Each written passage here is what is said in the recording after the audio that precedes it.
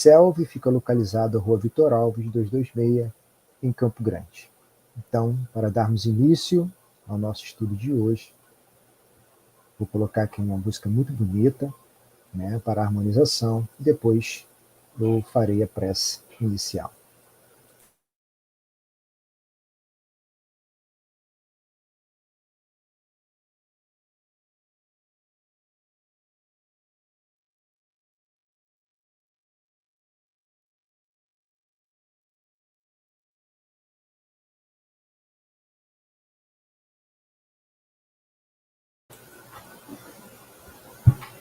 Deus Pai,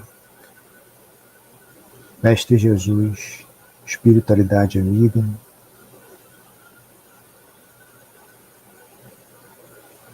agradecemos, Senhor, por esta oportunidade de, ao ouvirmos esta canção,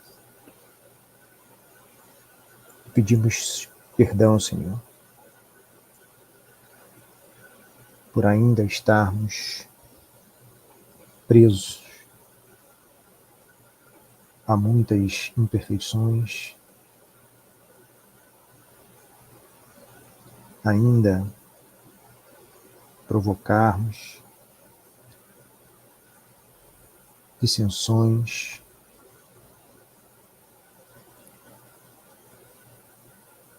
dores, mas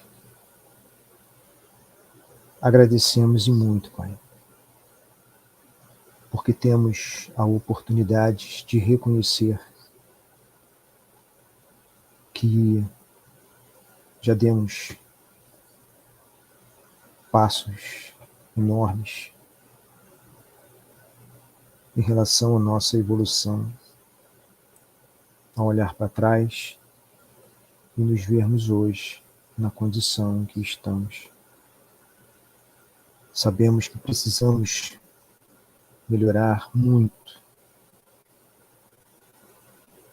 e agradecemos por poder contar com o seu Evangelho. E é isso, Senhor, que tentamos fazer a cada segunda-feira. Dedicar um pouco do nosso tempo para aprendermos e apreendermos os seus ensinamentos, tentá-los e tentar colocá-los em prática no nosso dia a dia. E gostaríamos de pedir, Senhor, que toda vez que falharmos, que possamos contar com a sua proteção, com a proteção dos nossos irmãos espirituais, dos nossos mentores, para que possamos levantar, reconhecer e seguirmos em frente. Nunca desistir, Senhor. Que tenhamos sempre coragem para seguirmos em frente. Nesse sentido, Senhor, pedimos permissão à espiritualidade para darmos por iniciado o nosso estudo de hoje. Que assim seja, graças a Deus. Graças a Deus. Então, hoje nós estamos aqui novamente, com o capítulo 5, que vem falar das nossas aflições. Estamos fazendo uma revisão, porque acho que a Adriana já comentou que nós já terminamos o estudo, que seria reservado para esse ano, que vai até o capítulo 27. Então, o capítulo 5, que é quando inicia as bem-aventuranças, Kardec inicia falando das bem-aventuranças, ele vem falando, então, das aflições, que nós sabemos que são muitas, porque nós estamos aqui ainda nesse mundo de provas e expiações, no qual a gente está sempre sendo submetido a muitas dores, não é verdade? E aí, então, a gente vai conversar um pouquinho sobre elas. E eu até coloquei lá que se vocês tiverem dúvidas, gente, o momento de tirar é essa, Mas podemos conversar aqui, vocês já podem ir colocando lá no chat, Ou podemos também, como algumas vezes o Adriano fala, mesmo para nós, que a gente pode também estar falando pelo WhatsApp. Mas acho que aqui seria o local mais adequado, né? O momento mais adequado é aqui agora. Então, nós vamos falar então, né, da justiça das aflições. Nós vamos começar com a justiça das aflições e causas atuais das aflições. Eu vou ler esse iniciozinho, que ele vem falando, é a passagem bíblica das bem-aventuranças. Então, eles dizem assim, Mateus, né, vem dizendo para a gente, bem-aventurados, na verdade, Mateus escreveu a fala de Jesus, né? Bem-aventurados os que choram, pois que serão consolados. Bem-aventurados os famintos e os sequiosos de justiça, pois que serão saciados. Bem-aventurados os que sofrem perseguição pela justiça, pois que é deles o reino dos céus. E aí Lucas vem dizendo, bem-aventurados vós que sois pobres, porque vosso é o reino dos céus. Bem-aventurados vós que agora tendes fome, porque sereis saciados. Ditosos sois vós que agora chorais, porque rireis. E para terminar, mas também Lucas diz, mas ai de vós, ricos, que tendes no mundo a vossa consolação. Ai de vós que estáis saciados, porque tereis fome. Ai de vós que agora rides, porque sereis constrangidos a gemer e a chorar. Então, esse capítulo ele foi escolhido para que nós fizéssemos a revisão por acreditarmos que ele seja realmente de uma grande importância. Na verdade, todo o evangelho é de grande importância, né? Mas não é à toa que esse é o maior capítulo do nosso livro. Né? Ele vai até o item 31. Então, de todo o livro, ele é o maior capítulo, né? E a gente sabe, né, que é difícil, né, de nós entendermos, de nós compreendermos, mesmo nós, muitas vezes, mesmo nós já sendo espíritas, de conseguirmos compreender a justiça das aflições. É fácil compreender quando é lá no outro. Agora, quando está acontecendo conosco, né, a gente muitas vezes diz, mas será que eu merecia mesmo isso? Será que eu realmente precisava passar por isso? Não é bem assim que a gente faz? A maioria das vezes eu tenho certeza que sim. Então, é bom também a gente estar ciente, né, de que nem todos os que sofrem, né, que ele vem falando aqui, dos que sofrem, né, dos que são pobres, né, os que choram, né, mas nem todos os que sofrem vão ser consolados. Porque os que sofrem as suas provações, mas com resignação, com paciência, são realmente os que serão consolados. Mas tem muitos, né, a gente sabe que tem, daqueles que se revoltam, que se desesperam. Né? Então, esses não terão consolo de que Jesus vem dizendo, né? Porque nós sempre seremos consolados, né? Bem-aventurança é isso, né? Depois, em algum momento, nós teremos essa consolação. E os que têm fome e sede de justiça são, então, aqueles injustiçados, né? Os que padecem em consequência das desigualdades entre os homens, os que veem os seus direitos desrespeitados sem ter quem lhes ouça as suas reivindicações. E muitas vezes esses são aqueles antigos déspotas, né? Alcançados, enfim, pela infalível justiça de Deus, né? Porque esse foi o momento adequado para eles. Os que sofrem perseguição pela justiça são os que buscam defender os mais fracos, falar pelos que não têm voz, buscar os direitos dos injustiçados, né? Estes, por combater o erro, incomodam, como incomodam os poderosos, e se tornam alvo da perseguição.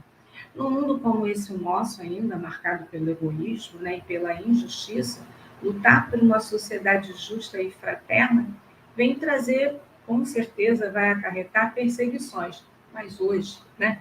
Só que nos será reservado alegrias futuras, né? Então, hoje, perseguições, mas alegrias futuras. E os pobres a que Jesus se refere são, na verdade, os desprovidos mesmo de bens materiais, são privados muitas vezes até dos meios indispensáveis à sua sobrevivência, mas eles não reclamam da miséria que experimentam, são resignados e buscam lá no trabalho a satisfação das suas necessidades. Na prática do bem, a oportunidade da ascensão espiritual. Então, são aqueles que não se acomodam e buscam sempre, com equilíbrio, a sua melhoria. E é bom também te lembrar, né, que os pobres de hoje são os ricos de ontem, que não souberam usar as suas riquezas em favor do bem e no serviço ao próximo, né? Mas a condição para que possamos obter, né, o reino dos céus não é ser pobre, né? E sim o nosso comportamento diante da vida, diante do nosso próximo. Então, é a prática do bem, é o amor que nós dedicamos ao próximo, é a vivência do Evangelho. Porque há muitos pobres que são maus, né? E também há muitos ricos que são bons. Então, nem todos os ricos também sofrerão, né? Assim como nem todos os pobres, né, vão alcançar o reino dos céus. Mas aqueles que fazem mau uso dos seus bens, né, utilizando somente em proveito próprio, esquecendo do próximo, né, esquecendo dos outros, dos necessitados ao seu redor. Os que então não empregam a sua riqueza em benefício do próximo. E aí ele diz, né, ai de vós que agora rides, porque sereis constrangidos a gemer e a chorar. Mas esses ricos aí, né, que não sabem usar, que não souberam usar a sua riqueza. E aí ele vem dizendo que somente na vida futura podem efetivar-se as compensações que Jesus promete aos aflitos na terra. Então, quem não consegue conceber essa noção da vida futura, quem não acredita, não consegue entender também a justiça divina. Com certeza não vai entender, né? Porque, na verdade, a gente tem que pensar na vida futura e também na pré-existência da alma, né? Porque só na condição de espíritos, né, já na vida futura, sem essas limitações da vida material, sem essas restrições do nosso corpo físico, é que nós vamos experimentar essas satisfações, né, essas compensações que Jesus nos promete. Que nenhuma dessas maiores alegrias que nós possamos ter aqui na Terra, elas vão se assemelhar ao que nós vamos poder ter, né, no momento lá no reino dos céus. Então, sem essa certeza do futuro, nós não teríamos realmente como entender essa justiça das aflições e a justiça divina também, né? E mesmo com essa certeza, como eu já comentei antes, fica ainda difícil, muitas vezes, da gente compreender o sofrimento e o porquê das diferenças, né? Que é no momento, né, do sofrimento que a gente realmente vai refletir sobre isso. E a gente sabe, né, que nesse planeta que nós estamos, que ainda é um planeta de provas e expiações, nós estamos com certeza sujeitos, né, aos sofrimentos, às dores. E nós estamos nesse momento, nós estamos aqui agora, que é o momento da colheita, né, daquilo que a gente já fez. Então agora a gente está colhendo. E nesse planeta, então, a gente também já sabe, que a gente já falou sobre isso, que é um planeta escola, né? É onde nós temos muito ainda o que aprender. Mas também vamos lembrar que, além do planeta escola, é um planeta hospital. E então, nesse planeta hospital, é o planeta onde nós encontramos, né? Nós nos deparamos com as doenças, com as enfermidades, com as dores, né? E a gente precisa, então, compreender que as compensações elas vão para o futuro e as aflições de hoje elas têm um porquê, elas têm um contexto. Muitas também dessas aflições somos nós que causamos, né? E não são só do passado, são do agora, né? As pessoas, né, que a gente pensar, que vivem muito o passado, são as pessoas que se mostram depressivas ou se tornam depressivas, né? E as pessoas que vivem muito lá para o futuro são as pessoas muito ansiosas, né? Então, só em pensarmos, né, nessa questão, a gente já vê quantas aflições a gente está trazendo, né? E não são tantas assim as que se preocupam com o presente, com o hoje, com o agora, que é o que a gente realmente precisa, que é a nossa maior preocupação, né? Que nós precisamos saber lidar é com esse presente, né? E também esse presente, esse agora, nós vamos lidar com muitos contrastes, nós sabemos disso também, né? E normalmente esse nosso sofrimento, ele vem nascer desses contrastes, dessas contradições, das coisas que nos são negadas, né? Que a gente quer, mas que a gente não pode ter, que a gente não consegue, então vem a frustração, né? Vem o sofrimento, né? Com salários baixos, né? Como também uma promoção que a gente espera já há muito tempo, mas que essa promoção não vem, né? E aí a gente tem que parar e pensar, onde será que está vindo esse nosso sofrimento? Né? Então, vamos buscar avaliar pelas nossas reclamações, pelos nossos lamentos, pelas revoltas que temos, pelo sentimento de vítima, como nós gostamos de ser vítima, né? De ficar nessa posição de vítima, de injustiçado, né? Então, sendo Deus lá a suprema justiça e bondade, porque Deus é bom, Deus é justo, né? A gente sabe disso, a gente entende, a gente aceita, a gente acredita firmemente nisso. Então, Deus não permitiria que alguém sofresse sem que merecesse. Então, se alguém sofre, a gente tem que entender que justa há de ser essa causa, a causa desse sofrimento.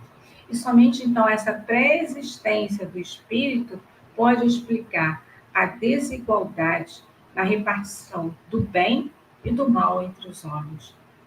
Porque há casos lá também, né, além disso, há casos em que o espírito ele até solicita o sofrimento, mas é um caso à parte, né?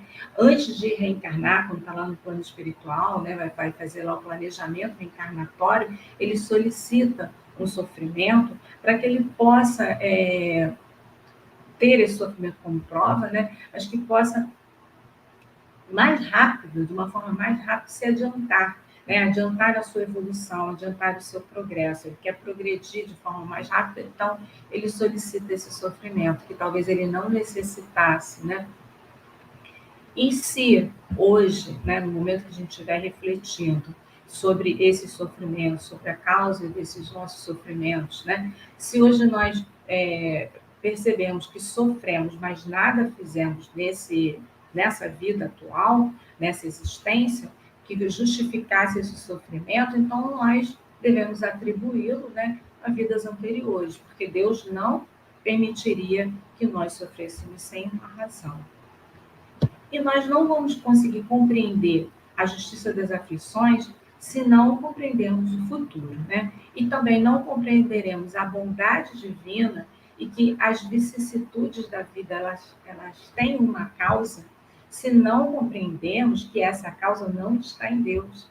Essa causa, na verdade, está em nós. É difícil de aceitar, mas a causa está em nós, né? E aí, mais à frente, então, lá no livro, ele vem falando das causas atuais das aflições, né? E diz para a gente que duas podem ser as origens das nossas aflições. As causas atuais, que são as causas que a gente tem na vida atual, né? E as causas anteriores, né? Que nós tivemos em vidas passadas. Então, tanto faz, né, uma quanto a outra, elas são nossas, né? De qualquer forma, essas causas foram, é, foram realizadas, elas foram conquistadas, né, das nossas aflições, por nós mesmos. Então, não importa se foi nessa vida, se foi na vida anterior, mas somos nós que precisamos resolver isso, né? Então, né, as causas atuais, né, nessa existência atual, muitas vezes, né, sem perceber mesmo, nós estamos semeando enfermidade, né, por uma alimentação desregrada, ou comendo em excesso, ou ficando sem comer, comendo aquilo que já sabemos que vai nos fazer mal. Cultivamos também alguns hábitos que não são muito saudáveis, como através dos nossos comportamentos, das nossas ações, né? Que podem nos causar sérios desequilíbrios. E aí eu tenho sempre, a Adriana que gosta quando eu falo, né, Adriana? Exemplo de trânsito, né, gente? Nossa, como o trânsito pode nos desequilibrar, né? Com certa facilidade até. Principalmente quando nós temos um horário para chegar em um determinado local e saímos de casa, assim, meio que em cima da hora ou já um pouco atrasados. Quer dizer, para a gente evitar esses desequilíbrios, o que a gente precisa estar fazendo? Tá? Se eu sei que eu levo meia hora para chegar em determinado local, que eu tenho um horário para chegar, eu preciso sair de casa antes dessa meia hora para eu poder sair com tranquilidade, nem que seja uns 10 minutinhos antes. Vou sair com uma certa tranquilidade. Agora, se eu preciso levar, né, se eu levo em torno de meia hora e eu saio de casa faltando 25 minutos para esse meu compromisso, é claro, é nítido, é óbvio que eu vou me desequilibrar. eu vou estar lá no trânsito, o camarada para na minha frente, demora um pouquinho para arrancar, eu já vou começar a me desequilibrar, reclamar que ele demora, que ele tem que andar, que ele não podia estar ali, que eu tinha que estar na outra pista. Então, assim, com muita facilidade, nós vamos nos desequilibrando, não é? Então, que a gente busque fazer o contrário, né? A partir do momento que nós nos conhecemos, nós buscamos, então, agir de forma que não venhamos a nos causar esses desequilíbrios, né? E assim com tantas outras coisas. Aqui no finalzinho, né, no finalzinho do meu livro, eu não sei de vocês, quando Kardec ele começa enumerando todo um quadro dessas nossas responsabilidades frente aos nossos sofrimentos. Por quê? A gente já tem sofrimentos que a gente realmente precisa estar passando nessa existência, né? Só que nós vamos trazendo, nós vamos adquirindo outros, nós vamos criando outros sofrimentos que não necessariamente precisaríamos ter, né? Então, que a gente esteja atento a isso aqui, essa esse alerta, né, que Kardec vem trazendo para a gente, dessas nossas responsabilidades quanto aos nossos sofrimentos. E aí ele vem dizendo, quantos homens caem por sua própria culpa? Quantos são vítimas de sua imprevidência, de seu orgulho e de sua ambição? Quantos se arruinam por falta de ordem, de perseverança, pelo mau proceder, ou por não terem sabido limitar seus desejos? E muitas vezes nós agimos assim, não é verdade? Nós queremos porque queremos, nós não temos limite, né, nesses nossos desejos. E aí ficamos com certeza frustrados porque nós não conseguimos, né, adquirir aquele nosso objeto de desejo. E aí vem o sofrimento. Quantas uniões desgraçadas porque resultaram de um cálculo de interesse ou de vaidade, e nas quais o coração não tomou parte alguma. Então, são aqueles casamentos por interesse, né? Quantas dissensões e funestas disputas se teriam evitado com um pouco de moderação e menos suscetibilidade. E aí, aquela coisa de querer ganhar, ganhar e ganhar, né? A qualquer custo. Quantas doenças e enfermidades decorrem da intemperança e dos excessos de todo o gênero. O próprio estresse vai trazer para a gente muitas doenças. O estresse já é uma doença, né? Mas vai trazer doenças mais palpáveis, né? Mais físicas. Quantos pais são infelizes com seus filhos porque não lhes combateram desde o princípio as más tendências? Por fraqueza ou indiferença, deixaram que neles se desenvolvessem os germes do orgulho, do egoísmo e da tola vaidade, que produzem a secura do coração. Depois, mais tarde, quando colhem o que semearam, admiram-se e se afligem da falta de deferência com que são tratados e da ingratidão deles. Aqui, né, nessa questão dos pais, muitos não educaram no momento certo, né, no momento realmente da infância, onde o espírito está ali pronto, né, para que a gente possa moldar, né, auxiliar, orientar, né, para evitar que essas más tendências possam aflorar. Muitos estavam envolvidos também com a vida material, porque nós estamos sempre muito envolvidos com a vida material, que nós realmente ainda necessitamos muito dela, mas por conta disso não tiveram tempo de dar atenção. Mas também muitos não entendem essa necessidade tão grande de moldar o espírito, sabe que tem que educar, mas acham, né, que pode levar de uma forma diferente, né, com menos atenção talvez, ou buscando mais o lado material, né?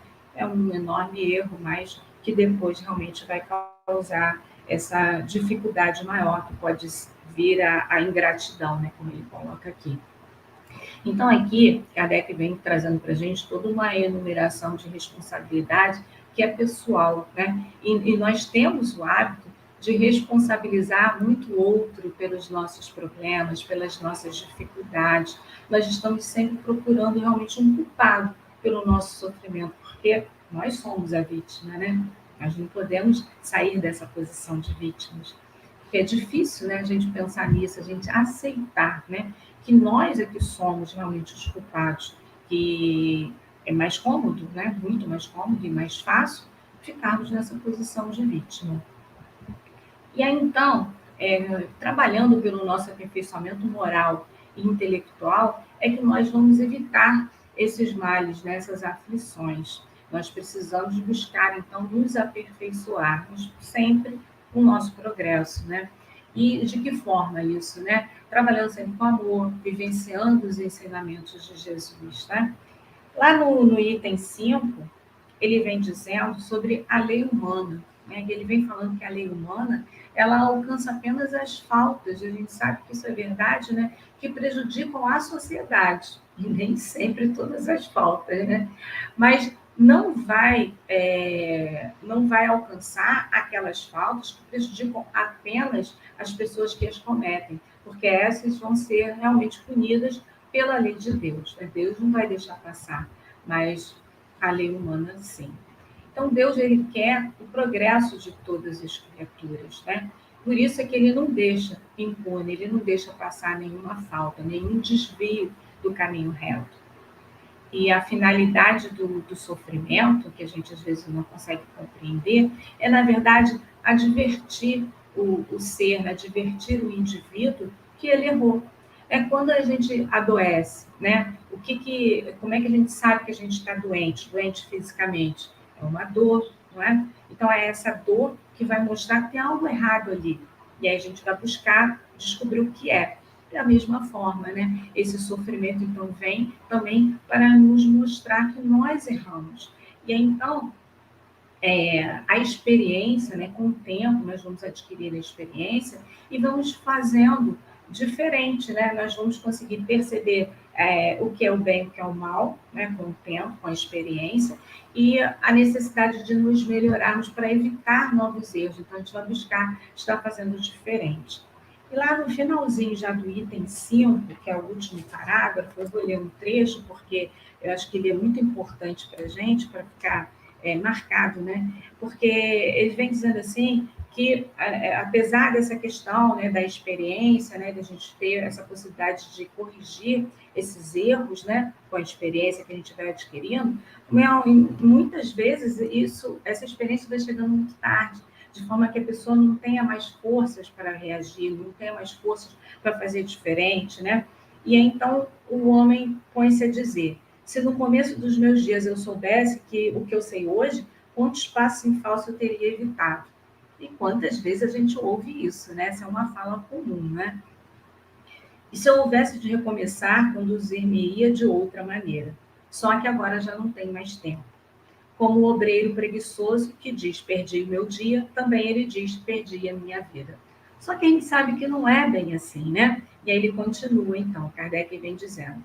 Então, assim como para o obreiro o sol se levanta no dia seguinte, permitindo-lhe neste reparar o tempo perdido, também para o homem, após a noite do túmulo, brilhará o sol de uma nova vida, em que lhe será possível aproveitar a experiência do passado e suas boas resoluções para o futuro. Então, a gente sabe que a vida não acaba, né? Então, nós temos sempre a chance de corrigirmos nossos erros. A misericórdia de Deus nos possibilita, né, a oportunidade de recomeçarmos para o bem, sempre que necessitarmos. Então, é isso, meus amigos. Agora eu passo para um dos dois, que eu não sei qual, para continuar o nosso Agora estudo, a nossa é, revisão. é comigo. Valeu, Lene. É isso, meus irmãos. Como revisão, né, ou seja, acho que a Lene destacou ali a importância, né, de falarmos sobre isso, porque, na realidade, a vida em sociedade ela nos traz muitas dúvidas, principalmente em relação a tudo aquilo que não dá certo na nossa vida, né? Mas, na realidade, é justamente isso que nos impulsiona a cada dia. É o não desistir, é o se fortalecer, né? Embora exista, né, pessoas que tenham maiores dificuldades para entender isso. E é aí que vem a grande importância do estudo, a importância de uma mão amiga, uma palavra consoladora, né?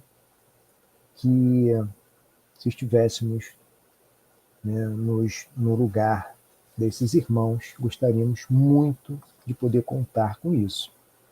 Esse é o objetivo, né, que tanto o Evangelho de Jesus tem e que o Espiritismo tenta, na sua tradução e interpretação, nos facilitar esse entendimento. Então, bem-aventurados os aflitos, a Lene cita ali, né, as causas atuais das aflições, explicar por que sofremos, e aí fica realmente, né, uma dificuldade de entender as causas dos sofrimentos. Embora, né, seja crença milenar, né, que os sofrimentos são uma punição de Deus para se pagar os pecados. Hoje, com o entendimento do Espiritismo, e acredito também com muitas outras doutrinas, né, sabemos que Deus não pune ninguém. Deus é bom, Deus é amoroso, Deus é justo. Na realidade, o entendimento do Espiritismo, ele traz que Deus instituiu leis que regem o universo. E dessa forma, né, por serem leis divinas, elas são imutáveis. Então, ou seja, passa tempo, vem tempo e essas leis não mudam. Não poderia também. Elas regem o universo. Então, nós, ao infringirmos essas leis, nós acumulamos débitos, que obrigatoriamente teremos que reparar mais cedo ou mais tarde. No Antigo Testamento, hoje, né, o estudo ele vai ser todo embasado nas Escrituras, tanto no Antigo quanto no Novo Testamento, justamente para que possamos associar o estudo religioso, né, às verdades que nos é colocado, para que a gente possa justamente poder confiar, né, que nós não estamos sozinhos, que Deus é justo, que Deus é bom, que nos dá a oportunidade de termos conosco um anjo bom, né, ou um anjo da guarda, ou mentor espiritual, como o Espiritismo coloca. Né? Então, eu vou estar aqui compartilhando com vocês essa passagem bíblica que eu trago aqui, que é justamente o que encontramos no Êxodo, né? Tá aqui, só um momento. Vamos lá. Essa é a passagem, olha só. Porque eu, o Senhor vosso Deus, sou Deus zeloso, que puno a iniquidade dos pais nos filhos, na terceira e na quarta gerações, daqueles que me aborrecem, e uso de misericórdia até 1000 gerações daqueles que me amam e guardam os meus mandamentos. Então, meus irmãos, aqui nós temos a oportunidade de entendermos, né, que a linguagem, obviamente, vem como sendo punição, mas a gente já viu que isso é uma maneira de se expressar. Mas a gente tem a oportunidade de ver aqui que essa punição, entre aspas, virá na terceira e na quarta gerações. Antes de levarmos adiante o raciocínio, Kardec, né, eu lembrei que Kardec, lá no início, no capítulo 1 do nosso livro, do Evangelho segundo o Espiritismo, Kardec nos chama a atenção para informar que tanto os hebreus, né, e depois os judeus, eles tinham dúvidas em relação a isso. Isso era uma crença muito antiga, né, da possibilidade dos filhos, netos e bisnetos, né, pagarem os pecados dos seus pais, avós e bisavós. Né.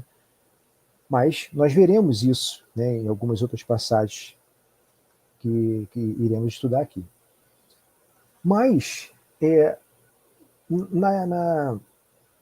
Kardec ele chama a atenção da gente que nas traduções feitas, né, pelas igrejas católicas e protestantes, essa passagem, né, que é um mandamento, um dos mandamentos, né, lá trazida por Moisés, né, ocorre aqui uma adaptação, né, para enquadrar aqui a crença na doutrina da encarnação única da alma, ou seja, da unicidade da existência. Então,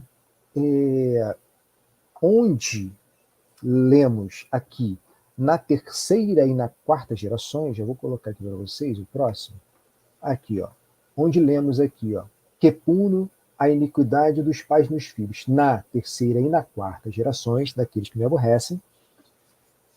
Essa tradução, né, da Igreja Católica e Protestante coloca a seguinte forma: que puno a iniquidade dos pais nos filhos até a terceira e quarta gerações daqueles que me aborrecem. Bem, essa pequena alteração provoca uma grande mudança, né? Porque dessa forma nós entenderemos, ou seja, a situação ela é colocada no sentido de que um filho pagaria pelos pecados do seu pai, o neto do bisneto, o neto do avô, o bisneto do bisavô. Então, inclusive hoje, se você for colocar lá essa passagem, Êxodo 20, 5 e 6 no Google, nós encontraremos, na grande maioria das vezes, esse tipo de interpretação. Como falamos, existia realmente uma dúvida nesse sentido, né? Era crença antiga essa questão. Tanto é que, na própria antiga escritura, nós iremos encontrar correções a respeito disso, né? Porque o que lemos aqui, né, dessa forma, né, a gente vai refletir e pensar, né, onde está a justiça divina, né? Ou seja, esse tipo de pensamento ele contradiz o que nós conhecemos como bondade e justiça divina.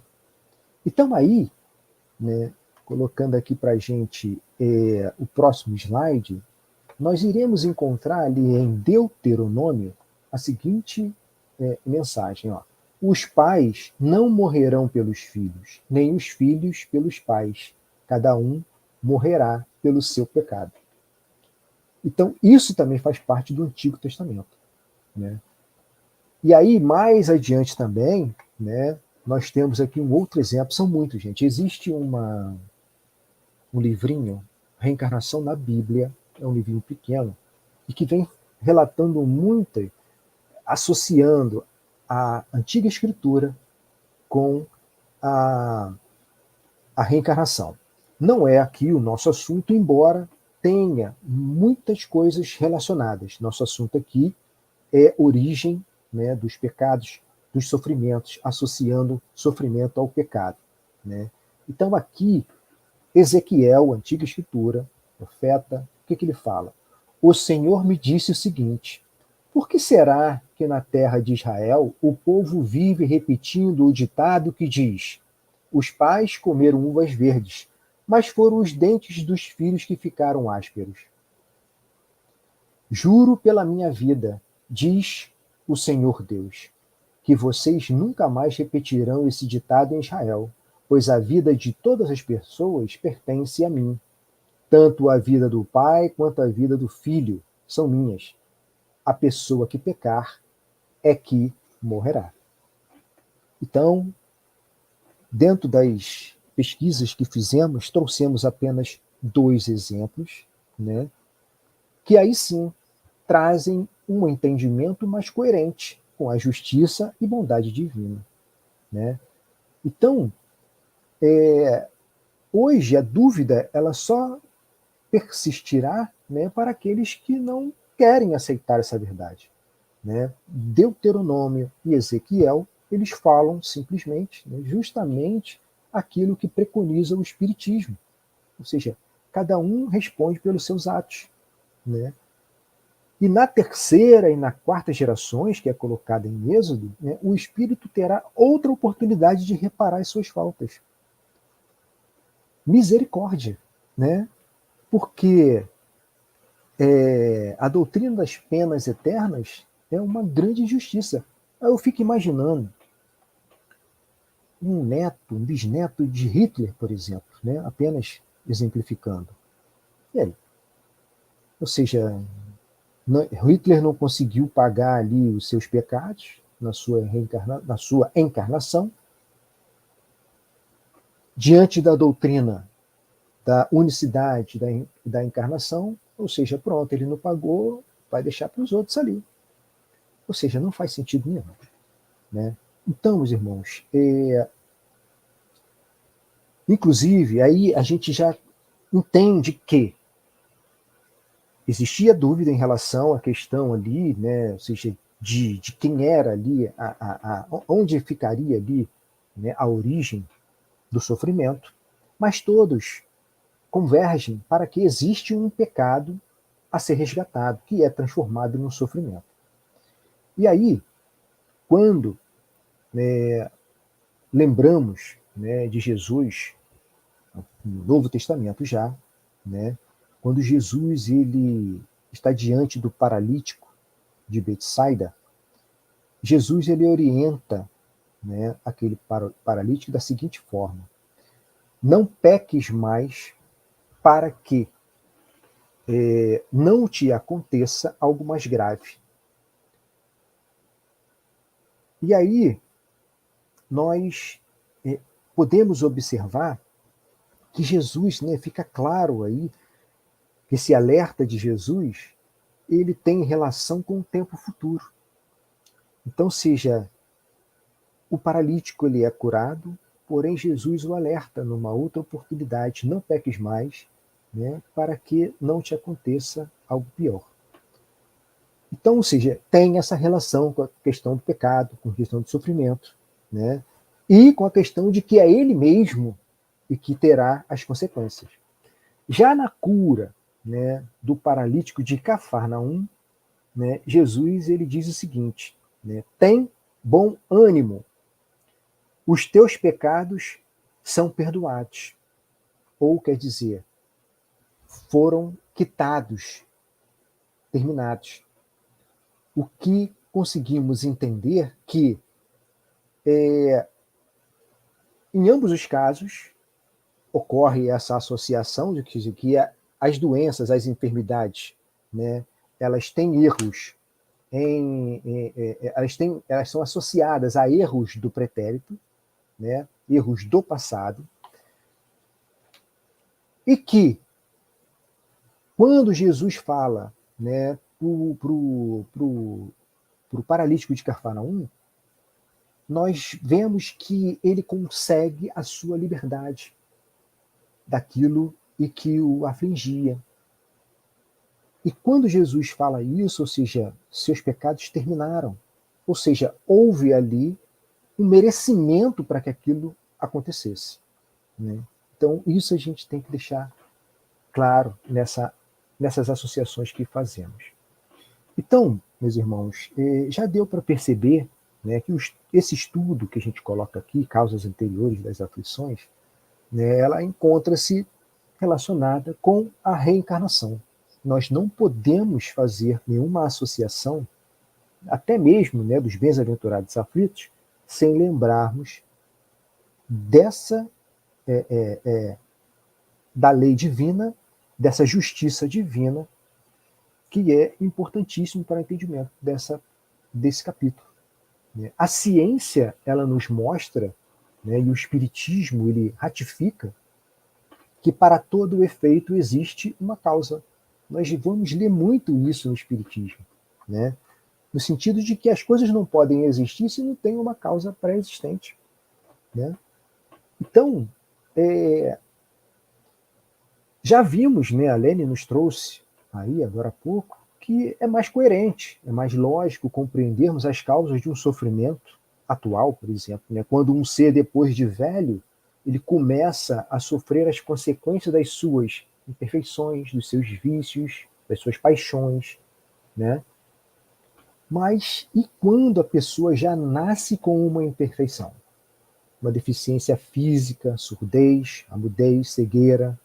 Como explicar uma pessoa, né, que nasceu e vive em estágio vegetativo? Então, ou seja, ela não teve nem a oportunidade de fazer o mal para merecer, né, tal punição, entre aspas. Como explicar isso? Uma criança, por exemplo, uma doença, uma leucemia, por exemplo. Como explicar isso? As doutrinas, né, das unicidades, das encarnações, das vidas únicas, elas não conseguem explicar isso. E aí a gente vai simplesmente tentar colocar a culpa nos antepassados, ou seja, será que a resposta para isso tudo que a gente citou aqui, né, ela seria justamente isso, ou seja, sofrem porque seus pais, seus avós, bisavós pecaram? Né? Que aí voltamos a falar que Deus misericordioso e justo é esse. É claro que não. É claro que não.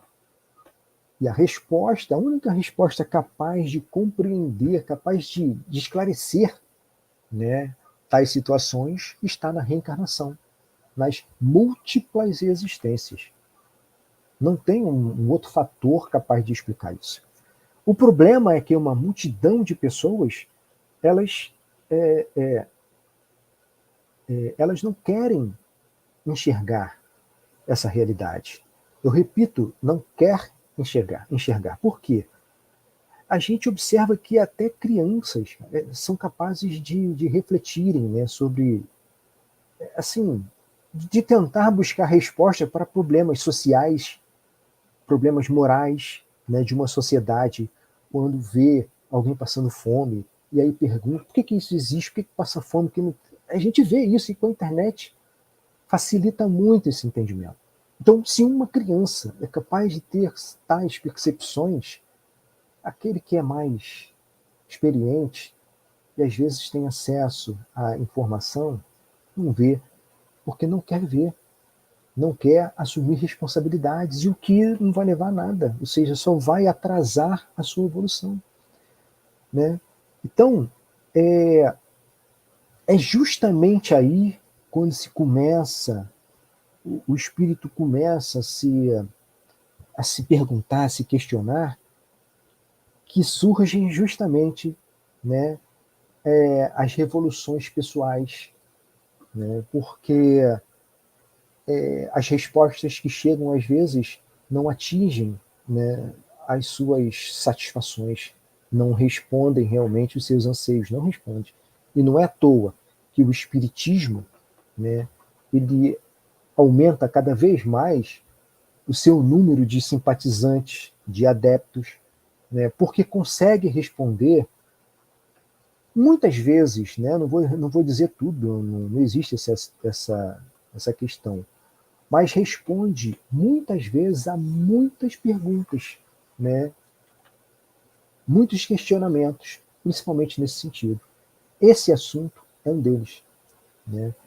Responde de uma maneira mais racional e lógica, capaz realmente de, de atender realmente, né, a esses questionamentos. Bem, para terminarmos, né, o nosso estudo, fazemos uma pergunta. Será que todo mundo que sofre está pagando seus pecados? Na realidade, a resposta é não. Nem todo mundo que sofre, sofre porque tem que pagar pecado. E aí, como eu falei, né, o nosso estudo de hoje vai estar todo embasado nas escrituras, né? Nós trouxemos a passagem aqui da cura do cego de Siloé. Vou colocar aqui. A passagem é o seguinte, vamos lá. Jesus, ao passar, viu um homem cego de nascença. Então, esse de nascença aí ele não vem por acaso. Né? E perguntaram-lhe seus discípulos, Mestre, quem pecou para que este nascesse cego? Ele ou seus pais? Olha a dúvida que nós falamos lá na frente, que existia entre, nesse caso aqui, os judeus. Eles estão diante do Mestre e eles ainda não conseguiam ter essa certeza absoluta. Pergunta, Mestre, quem pecou para que este nascesse cego? Ele ou seus pais? Bem, se ele nasceu cego, não poderia ser dele o pecado, né? a não ser que eles já tivessem uma noção da reencarnação. Né? Então, respondeu Jesus: nem ele pecou, nem seus pais, mas isto se deu para que as obras de Deus nele sejam manifestas. É necessário que façamos as obras de quem me enviou enquanto é dia. Vem a noite, quando ninguém pode trabalhar. Estando eu no mundo, sou a luz do mundo. Tendo assim falado e fazendo lodo com a saliva, ele mistura a saliva com a terra. Semelhante ali a Gênese, né? Aplicou nos olhos do cego, dizendo: vai lavar-te no tanque de Siloé. Ele foi, lavou-se e voltou com vista. Está em João, capítulo 9. Então, meus irmãos, o que a gente observa aqui, né?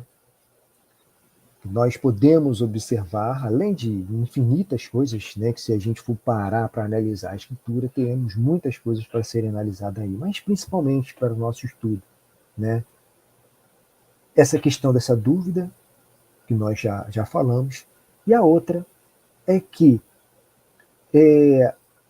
a partir, né, daí, desse caso, nós passamos, né, a entender que nem todo mundo sofre, nem todo mundo que sofre está resgatando os seus débitos. E aí, no caso do cego de Siloé, tratava-se de um espírito, né, um espírito que escolheu encarnar naquela situação para que pudesse servir de instrumento, para que nele pudesse se manifestar, como diz a Escritura, né, a obra de Deus, através de Jesus.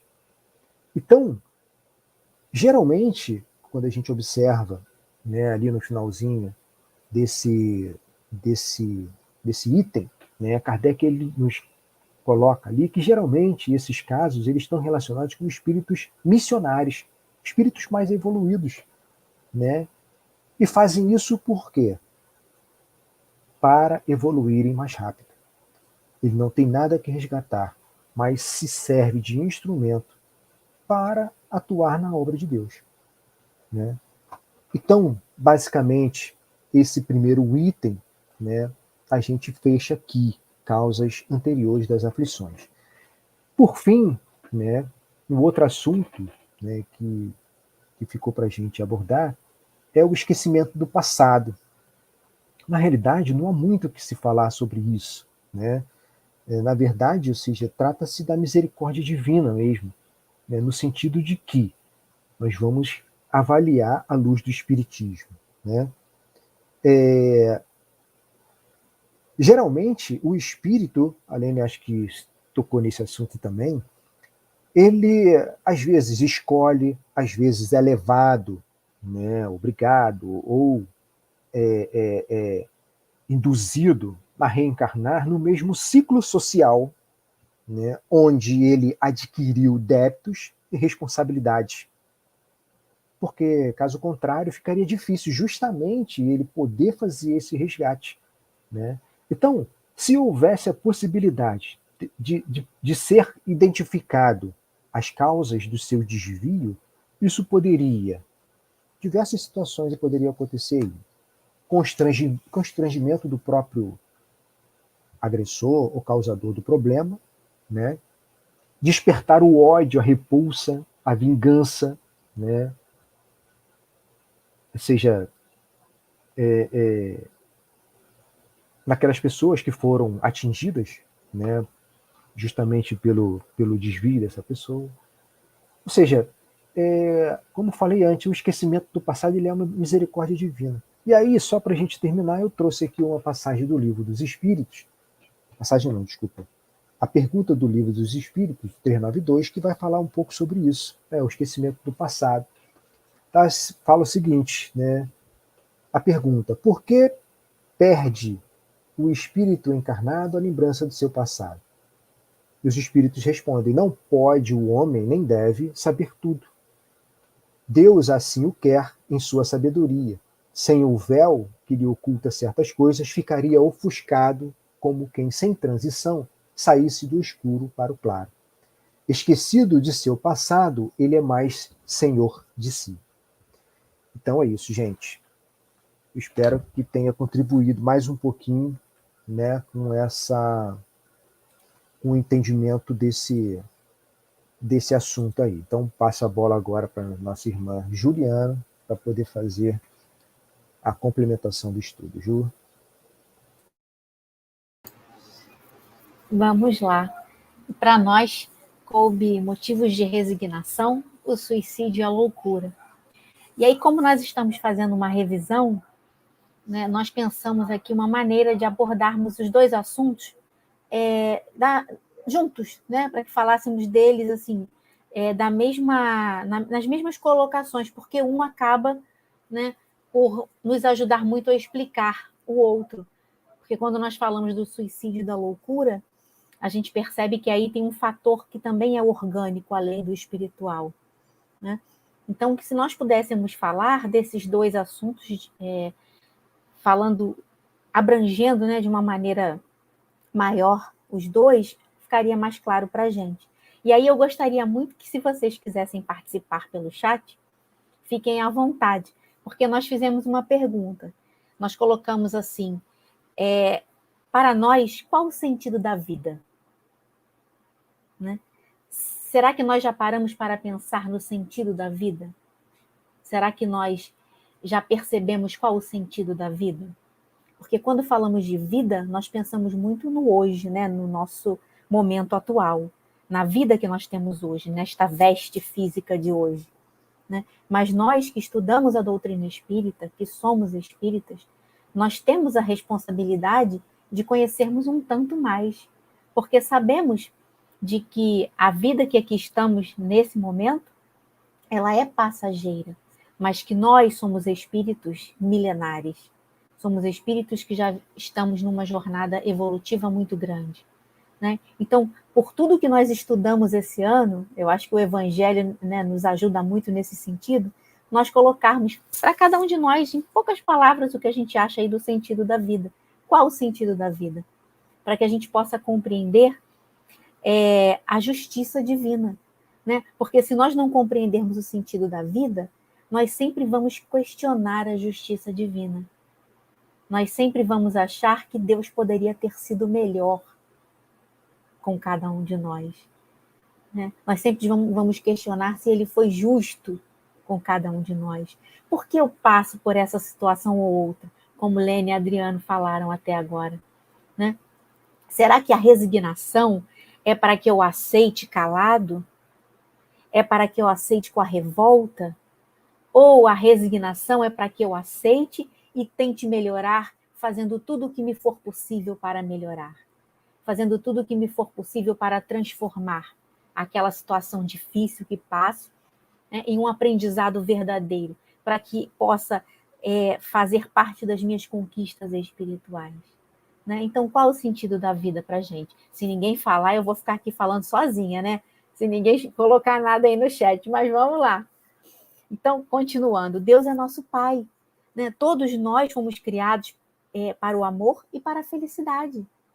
Todos nós fomos criados para compreendermos o que é a felicidade e chegarmos até essa felicidade.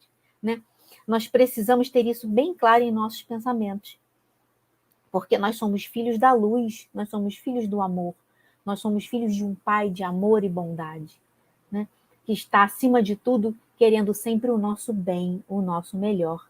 E para isso ele nos dá as ferramentas necessárias para que nós possamos, assim, entender, compreender e fazer da melhor maneira. Por isso que quando a gente fala em motivos de resignação, a gente está falando... Caibar Schutel, né, tem uma colocação muito bacana no seu livro Parábolas e Ensinos de Jesus. Ele diz que a resignação é a coragem da virtude. Resignação é a coragem da virtude. Porque a virtude está em nós compreendermos que as dificuldades que nos chegam são para o nosso bem, são para o nosso despertar. O sofrimento ele é resultado das nossas escolhas, como Lene e Adriano bem colocaram, né, do caminho que nós escolhemos tomar. E a dor, ela vem como uma advertência. Olha aí a resignação.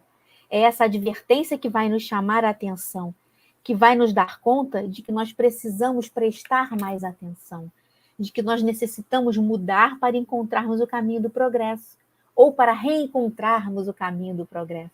Porque a Lene falou lá no comecinho do estudo dela que a gente muitas vezes sai daquele caminho reto, né, e vai em busca dos atalhos. Mas sempre é tempo para que a gente possa reconhecer essa nossa falha e retornar para aquele caminho reto. Porque o nosso Pai está de braços abertos. A espiritualidade superior está sempre conosco, nos ajudando, nos amparando, nos intuindo para que nós possamos seguir nesse aprendizado, nesse caminho, né? Muitas vezes nós somos convidados a trabalhos como voluntariado, por exemplo, que vão nos encher o coração, vão nos colocar com as mãos para o trabalho, esse trabalho do bem. Simplesmente fazer o bem por amor ao bem, né? E quantos de nós não preenche esse vazio, essa lacuna que estava faltando, né? Ser preenchida para que nós pudéssemos enxergar com outros olhos. Porque o amor é o alimento da nossa alma, é o amor que vai nos impulsionar para que a gente possa seguir em frente, superando as dificuldades, tendo a resignação necessária para compreender aquilo que nos chega e para que possamos fazer o que pudermos para melhorar aquela situação difícil, porque ela vai nos ajudar muito, como já dissemos, nas nossas conquistas. Ó, a Joelma colocou uma resposta aqui, Adriano. Coloca aí na tela para a gente. Olha, aprendizado para nos melhorarmos em nossa vida moral, mudança e transformação íntima. É isso aí. É isso mesmo, Joelma. Você tocou num ponto assim muito importante, que é essa transformação íntima, né? A gente muitas vezes não se permite conversar conosco mesmo, né? Nós não nos damos a chance do autoconhecimento, de entrarmos no nosso mais íntimo e nos perguntarmos por que estamos sofrendo, por que estamos tristes, por que estamos amargurados, angustiados, né? Porque é necessário que se faça, é necessário essa compreensão, que ela aconteça, né? Justamente para que esse aprendizado que a Joelma falou assim, possa nos ajudar a melhorarmos nesse aprimoramento moral, nesse aperfeiçoamento moral, né? Jesus dizia para a gente, nós já estudamos aí no Evangelho, buscai primeiramente o reino de Deus e a sua justiça, que tudo mais lhe será dado por acréscimo.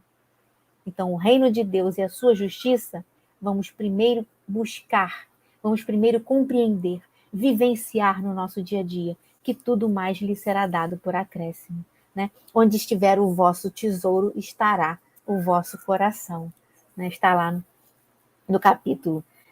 Acho que é o pedir, obtereis, né? Observar os pássaros do céu. Acho que é isso. Me perdoem se não for. Posso estar fazendo alguma confusão.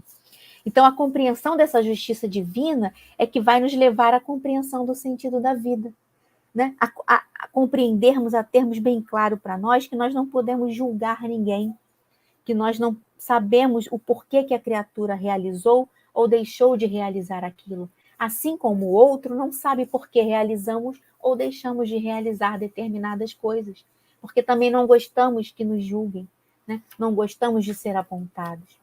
Somos todos irmãos, quer queiramos ou não, nós somos todos irmãos, filhos de um Pai de amor e de bondade. Então, nós precisamos parar de julgar e condenar os outros e parar de julgar e condenar-nos a nós mesmos, né? E aí nós falamos um pouco dessas situações todas que nos levam a situações tão tristes como o suicídio, né? Quando nós dissemos sobre a parte orgânica, é porque nós precisamos de uma orientação específica, de uma ajuda específica, né? É a ajuda médica, que não é, graças a Deus, hoje já não é mais vergonha para ninguém. Nós temos isso ao nosso alcance.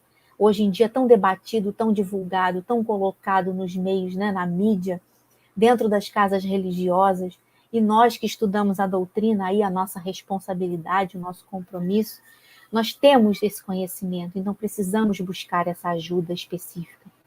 E também o lado espiritual, que aí é o nosso autoconhecimento, é a busca, né, de nós sabermos um pouco mais sobre os nossos sentimentos, sobre aquilo que já temos em nós e sobre aquilo que nos falta. E aí nós fomos lá no Boa Nova, porque tem uma passagem que fala de Maria Madalena, lá no livrinho Boa Nova, de Humberto de Campos, né, psicografia de Chico Xavier, que Maria Madalena, quando chega para Jesus, para aquela conversa franca, ela abre o seu coração para o mestre e diz que, apesar do luxo, da riqueza, de tudo de material que ela possui, lhe falta alguma coisa, é um vazio que ela não consegue explicar, né? E o mestre diz para ela que o trabalho que está ao seu alcance, que ela pode fazer, só depende dela. E aí ela começa a se autoconhecer, ela busca no seu mais íntimo, né, o que seria esse vazio. E após esse processo natural, esse tempo que ela precisava, ela diz ao mestre, ela segue e vai cuidar dos leprosos, ela vai servir, né, ela vai amar e servir, ela quer seguir ao Cristo, ajudando aqueles que eram rejeitados naquela época. E aí ela se entrega a esse trabalho e ela preenche aquele vazio, porque ela entende que é um amor muito maior nesse trabalho do servir na seara do Mestre Jesus. Então, quem quiser ler a história completa, né, o diálogo entre Maria Madalena e o Mestre Jesus, é uma passagem muito bonita, uma das mais belas do livro Boa Nova. Então, fica aí para cada um possa buscar. E Humberto de Campos, nesse mesmo livro, ele vai narrar a vida de Jesus, desde o seu nascimento. O nosso maior exemplo, o nosso modelo e guia, né? O modelo e guia da humanidade. Então, Jesus veio nos mostrar o caminho que nós devemos construir para chegarmos à felicidade. Nascendo na simplicidade, mostrou para todos nós que não precisa nascer com pompas e com ostentação, né? Para seguir o caminho do bem. Porque o trabalho do bem, o caminho do bem, é uma opção do Espírito. É ele que se coloca para esse trabalho. Somos nós que nos colocamos à disposição desse trabalho. Então, nós é que precisamos trazer isso, fazer valer, né, esse sentimento que já está dentro de nós, né? Nós precisamos regar essa semente para que ela possa florescer. Uma vez perguntaram para Divaldo qual era o segredo da vida longa. E ele disse que o segredo da vida longa é sinônimo de agenda cheia de trabalho no bem. E Divaldo pode muito bem falar isso, né? Ele que é um trabalhador incansável dessa seara do Mestre, que está aqui entre nós, nos dando tantos exemplos, né? Passou por tantas dificuldades na sua infância, na sua juventude, até compreender a sua missão, o seu trabalho, né? Então, nós não podemos dizer que a missão é só para aqueles que já podem desfrutar sem o sofrimento, porque Divaldo passou por vários até poder colocar as suas mãos à obra para esse trabalho, né? E durante esse trabalho, depois das mãos colocadas nessa seara, continuou passando por tantas dificuldades, né? E que nós temos assim o conhecimento de algumas das suas histórias, mas é um exemplo muito vivo e que vem nos dizer que a dedicação, né, é o sinônimo de vida longa, é agenda cheia de trabalho no bem. E aí a gente pode dizer, é o sinônimo de resignação? Sim, é o sinônimo de resignação, porque vai preencher esses vazios que muitas vezes nos levam ao desespero, nos levam a cometermos atos que depois nós vamos nos arrepender, né? Então, o Evangelho vem trazer essa razão da vida na Terra, vem nos fazer compreender a razão da vida na Terra, né? Porque ele vem nos falar da nossa semeadura, ele vem nos falar da nossa colheita, ele vem nos falar de que nós somos a esperança, né? Nós temos a esperança em nós temos o trabalho em nós temos o amar e o servir nas nossas mãos para podermos compreender, né? Dar sentido à nossa vida, compreendendo que esse sentido vai partir seguindo um trabalho no bem, né? Vai partir seguindo dessa semeadura no bem. Aí a Joelma colocou mais alguma coisa aqui, ó. Cada ser está vivendo a sua melhor versão na vida atual. E é justamente por isso, Joelma, que nós precisamos melhorar sempre, né? Resignarmos não é ficarmos de braços cruzados, muito pelo contrário, é trabalharmos cada vez mais para superarmos as dificuldades, porque hoje é a nossa melhor versão, para que nós possamos fazer o melhor, né, para a nossa vida futura. Mas depende de hoje, como Lene e Adriano falaram para a gente, né, agora há pouco, depende do hoje. Nós temos que trabalhar o hoje.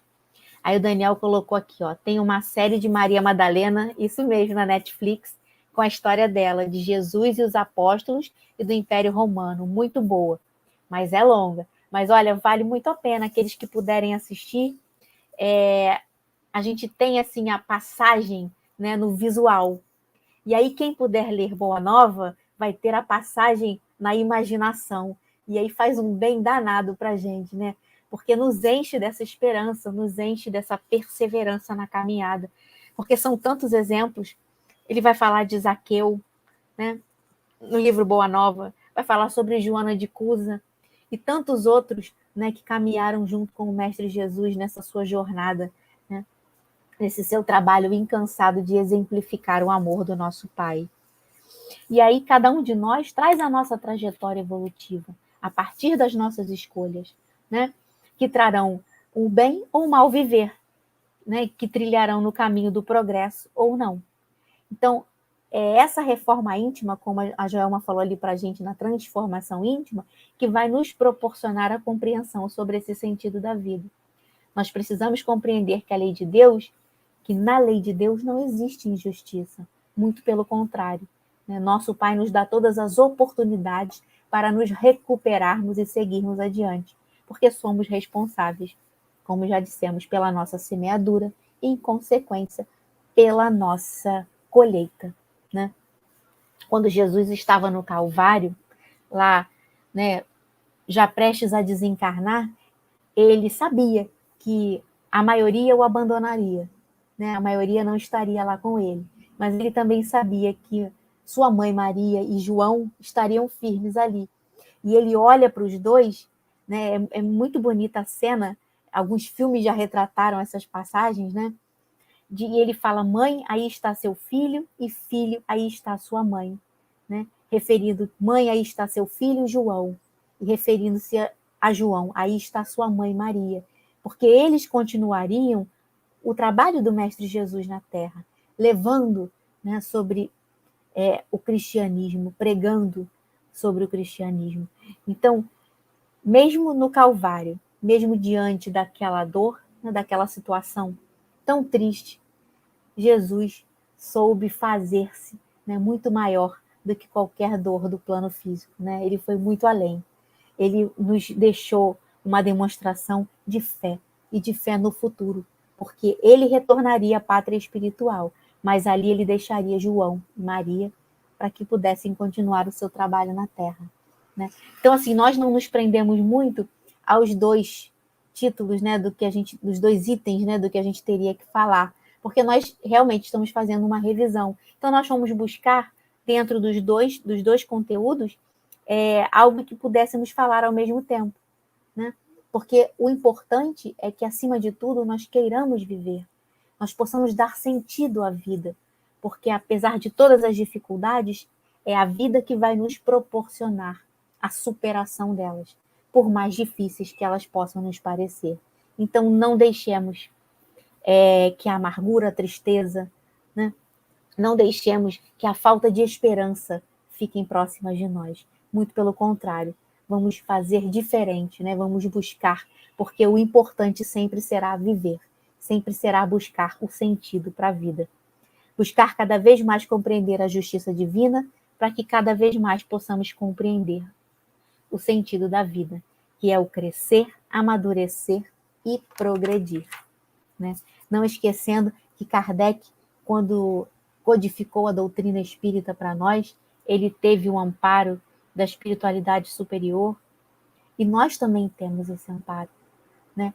Claro que Kardec ele tinha essa missão, mas os espíritos ali estavam ajudando, porque Kardec era um homem tanto da ciência, quanto um homem que usava o seu conhecimento para o amor, né? Para pregar o bem, para falar o que era certo, né? Então ele desenvolveu a intelectualidade e a moralidade ali, naquela balança em equilíbrio, né? Para que ele pudesse fazer o certo de acordo com o seu conhecimento. E nós temos essas ferramentas em nossas mãos.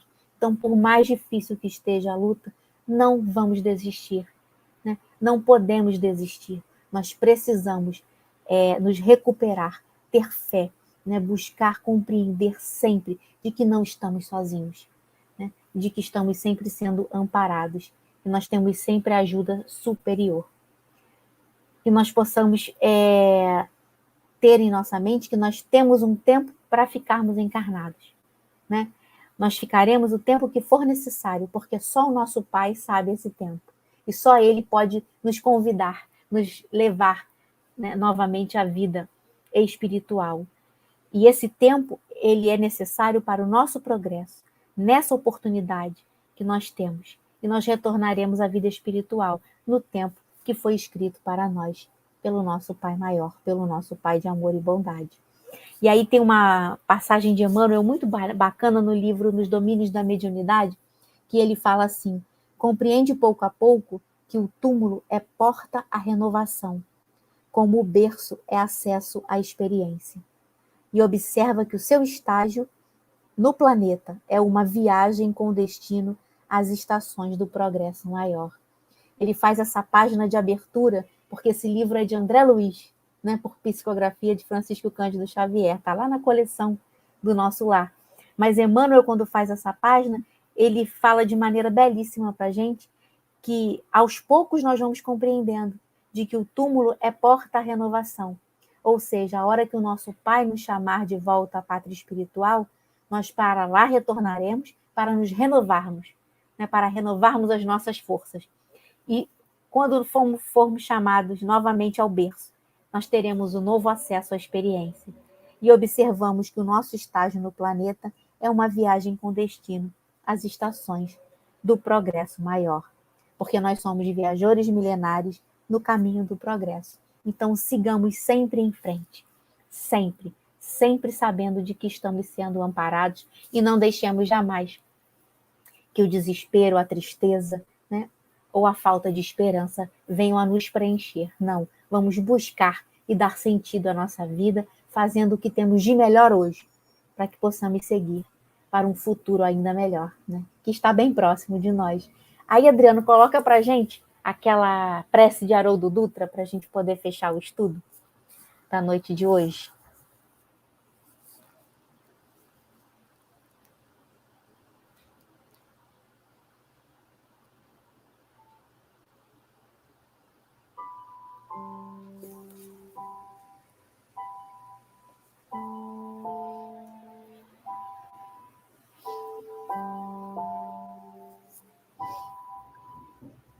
Todos podemos. Albino Teixeira. Nem todos revelamos grandeza, mas todos podemos cultivar humildade. Nem todos demonstramos conhecimentos superiores, mas todos podemos estudar. Nem todos conseguimos sustentar economicamente as boas obras, mas todos podemos efetuar essa ou aquela prestação de serviço. Nem todos guardamos a compreensão ou o dom de curar, mas todos podemos, de um modo ou de outro, auxiliar aos nossos irmãos enfermos. Nem todos estamos habilitados para mandar, mas todos podemos servir. Nem todos somos heróis, mas todos podemos ser sinceros, justos e bons. Nem todos nos achamos em condições de realizar muito no socorro aos que sofrem, mas todos podemos oferecer algo de nós em favor deles. Espíritas, irmãos, não alegueis indigência, pequenez, fraqueza, incapacidade ou ignorância para desertar do trabalho a que somos chamados. Comecemos desde agora a edificação do reino de Deus em nós e em torno de nós, através do serviço que já possamos fazer.